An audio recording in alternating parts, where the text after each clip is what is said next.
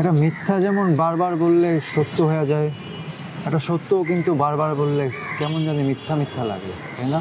কবিতা শুরু করলি নাকি সকালবেলা? এত ফিলোসফি হজম হচ্ছে না। আরে শোন, সত্যের দামের চেয়ে এখন প্যাকেজিং এর দাম বেশি।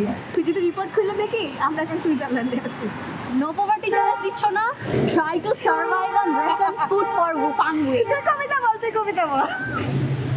ওই ডেইলি 160 টাকা বেতন আর রেশন, ওই চাল ডাল লবণ এগুলোই তো উন্নয়ন নাকি? আরে দিচ্ছি তো কিছু, খালি গাইল পারলে কি হবে? আচ্ছা, আমরা যদি শ্রমিকদের টাকার বদলে চাল দেই আর সরকার যদি আমাদের পেট্রোলের বদলে পটল দেয় তাহলে তো সবই ঠিক। আর কিছু নেক্সট টেস্টে কি নো হাঙ্গার গুগলে সার্চ করলে কি শুধু পেট ভরে ভাই?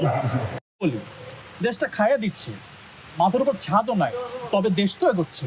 কামন ডুড, মাথার উপর ছাদ নাই আর এই এগোনা মানে আমাদের মাথা নিচু করে থাকা। আর প্রতি কেজির যে 1.5 টাকা করে বোনাসের কথা কও, না তুলতে পারলে তো 3 টাকা কাট। এর নাম বাণিজ্য, আর না হলে বাণিজ্য বঞ্চনা। এই লোকটা মনে হয় বেশি বুঝে, নন ফিকশন চরিত্র। মিললো আমরা সবাই পকেটের মধ্যে ঘোরাঘুরি করছি।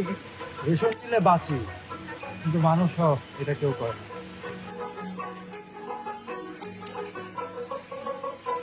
স্যার, দারিদ্রের শেষ নাই, উপরওয়ালা নাকি এখন বড় লোকদের পকেটে থাকে, আমি তো খুঁজি পাই না।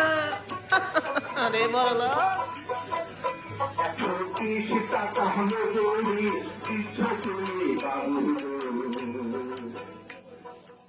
খবর কি আছে কারো?